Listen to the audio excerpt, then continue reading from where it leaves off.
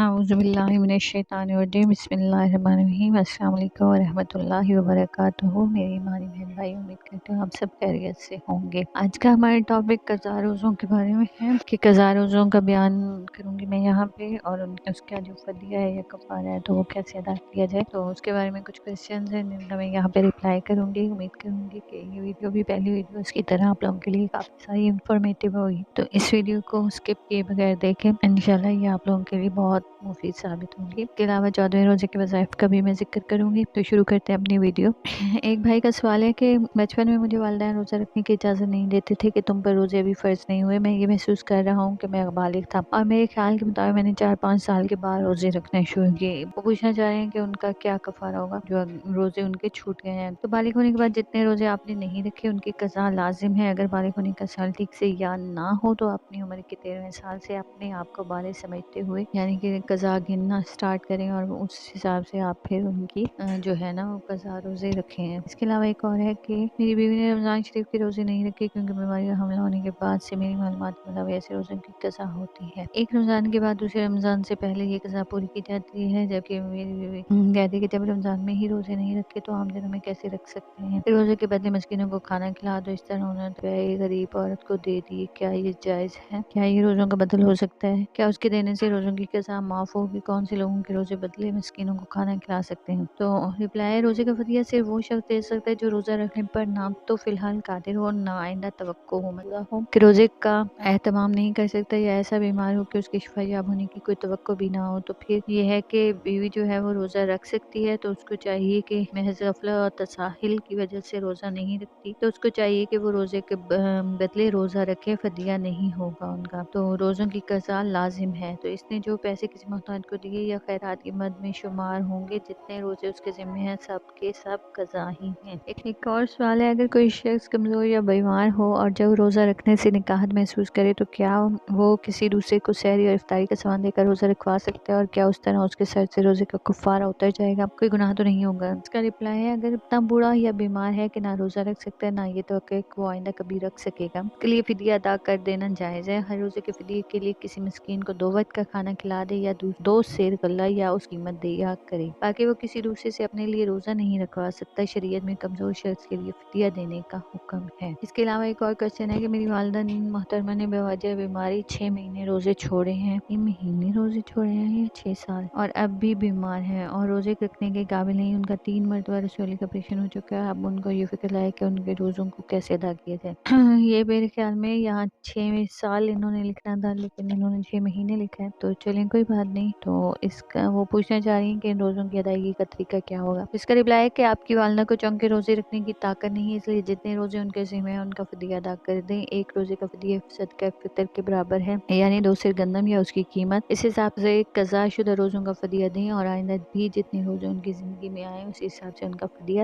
دیتی رہیں۔ تو ایک اور سوال ہے میری بہن کا کہ میری والدہ ضعیف العمر ہے، وہ انتہائی کمزور ہے کہ روزے رکھنے کی ان میں طاقت نہیں ہے، اور وہ آزاد کشمیر اولک کوٹ کے ایک دیہات میں رہائش پذیر ہے، میں ان کے روزوں کے بدلے میں کفارہ ادا کرنا چاہتی ہوں۔ ہمارے دیہات میں ایسا کوئی مسکین نہیں ہے جسے روز 2 وقت کا کھانا کھلایا جائے۔ ہمارے مرکز میں ایک مسجد اور اس کے ساتھ مدرسہ ہے، اور میں اس مدرسے میں رقم دینا چاہتی ہوں۔ میری اسلام بہن، دینی مدرسہ کے جو غریب طلبہ ہیں ان کو فدیے کی رقم دی جا سکتی ہے، مدرسہ کی کسی دوسری مد میں اس رقم کو استعمال نہیں کیا جائے گا اور یہ جائز بھی نہیں ہے، اور ہر روزے کا فدیہ جو ہے صدقہ فطر کے برابر ہے۔ 60 روزوں کا فدیہ 60 صدقہ فطر کے برابر ہوگا۔ جس دن آپ یہ فدیہ ادا کریں اس دن کی قیمت کے لحاظ سے رقم ادا ہوگی، یعنی کہ جب آپ یہ رقم ادا کرنے جائیں گے تو اس ٹائم کی جو ہوگی یا جو گندم کی قیمت ہوگی آپ اس لحاظ سے 60 روزوں کا فدیہ ادا کر دیں۔ اس کے علاوہ ایک اور کوشچن ہے کہ رمضان مبارک کے چند روزوں کا فدیہ یا غریب یا مسکین کو بھی ایک ہی دن میں دے سکتے ہیں؟ اس کا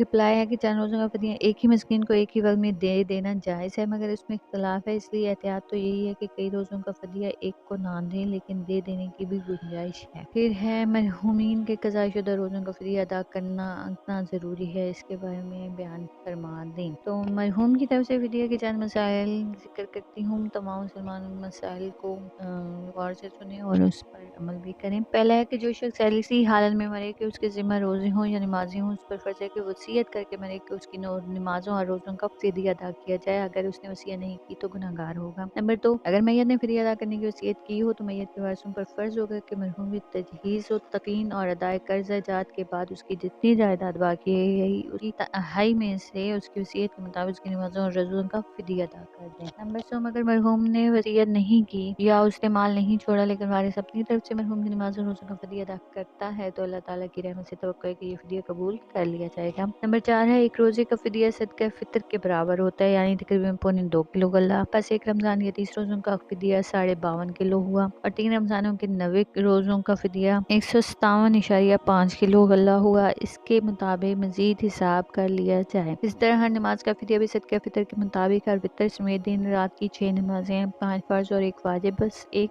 دن کی نمازوں کا فدیہ 10.5 کلو ہوا اور ایک مہینے کی نمازوں کا فدیہ 315 کلو ہوا اور ایک سال کی نمازوں کا فدیہ 3780 کلو ہوا۔ مرحوم کے ذمہ جتنی نمازیں اور جتنے روزے رہتے ہیں اس حساب سے ان کا فدیہ ادا کیا جائے۔ نمبر 5، جو حکم رمضان کے فرض روزوں کا ہے وہی منت کے واجب روزوں کا بھی ہے، بس اگر کسی نے کچھ روزوں کی منت مانی تھی پھر ان کو ادا نہیں کر سکا اور انتقال کر گیا تو ہر مہینے کا فدیہ درجہ بالا شرع کے مطابق ادا کیا جائے۔ نمبر 6 ہے، اگر وارث کے پاس اتنا مال نہیں کہ مرحوم کی جانب سے نمازوں اور روزوں کے سارے فدیے یکمشت ادا کر سکے تو تھوڑا تھوڑا کر کے بھی ادا کر سکتے ہیں۔ قضا روزوں کے بدلے میں تو صرف ایک روزہ رکھنے کا حکم ہے، لیکن کفارہ کی صورت میں 60 مسکینوں کو جو کھانا کھلانے کا حکم ہے اس کے بارے میں وضاحت کریں کہ 60 مسکینوں کو اکٹھا کھانا کھلانے کا حکم ہے یا پھر ایک وقت کے کھانے کا حساب لگا کر اتنی ہی رقم 60 مسکینوں میں تقسیم کی جائے یا پھر کھانا کھلانے کا ہی 60 مسکینوں میں رقم تقسیم کی جائے۔ کفارے کے مسائل مندرجہ ذیل ہیں۔ نمبر 1 ہے، جو شخص روزہ رکھنے کی طاقت رکھتا ہے اس کے لیے روزہ توڑنے کا کفارہ 2 مہینے کے پے در پے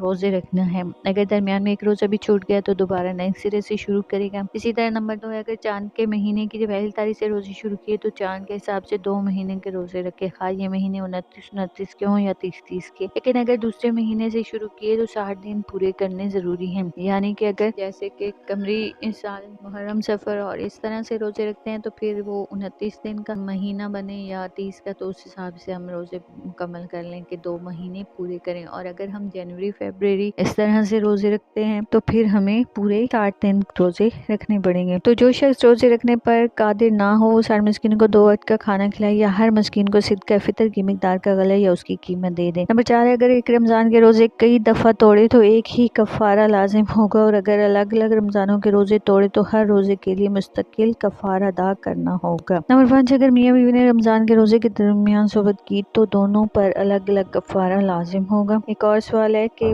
اگر کسی نے جان بوجھ کر روزہ توڑ دیا تو اس کا کیا کفارہ ہوگا؟ کفارہ کس طرح ادا کیا جائے؟ لگاتار روزے رکھنا ضروری ہے۔ رمضان شریف کا روزہ توڑنے پر قضا بھی لازم ہے اور کفارہ بھی۔ رمضان شریف کے روزے توڑنے کا کفارہ یہ ہے کہ لگاتار 2 مہینے کے روزے رکھے، درمیان میں وقفہ کرنا درست نہیں۔ اگر کسی وجہ سے درمیان میں ایک دن کا روزہ بھی رہ گیا تو دوبارہ نئے سرے سے شروع کرے یہاں تک کہ 2 مہینے کے روزے بغیر وقفے کے پورے ہو جائیں، اور جو بیماری، کمزوری یا بڑھاپے کی وجہ سے روزے رکھنے پر قادر نہ ہو تو وہ 60 مسکینوں کو 2 وقت کھانا کھلائیں۔ تو جی یہ تھا آج کا ہمارا ٹاپک۔ اس کے علاوہ ہم آج 12ویں روزے کے وظائف کا بھی ذکر کریں گے۔ تو بعد از نماز فجر سورہ توبہ کی آخری 2 آیات 21 مرتبہ پڑھیں۔ بعد از نماز فجر سورہ فاتحہ 40 مرتبہ پڑھیں۔ بعد از نماز عصر دعائے قرب 25 مرتبہ پڑھیں۔ بعد از نماز مغرب پنجم کلمہ استغفار 1 تسبیح یعنی کہ 100 مرتبہ پڑھیں۔ بعد از نماز عشاء 20 رکعت نفل بدقہ اور 1 تسبیح سورہ اخلاص پڑھیں۔ تو امید کرتی ہوں میری یہ ویڈیو آپ لوگوں کو پسند آئی ہوگی۔ ویڈیو کو لائک کریں، شیئر کریں اور میرے چینل کو سبسکرائب کریں تاکہ رمضان کے حوالے سے مزید آنے والی ویڈیوز آپ کو ملتی رہے۔ امید کرتی ہوں یہ ویڈیو بھی آپ لوگوں کی پہلی ویڈیوز کی طرح انفارمیٹیو رہی ہوگی۔ تو اپنا بہت خیال رکھیں، دعا میں یاد رکھیں اور ان وظائف کو پڑھ کے اپنی زندگی میں برکتیں سمیٹیں۔ اپنا بہت خیال رکھیں۔ اللہ حافظ۔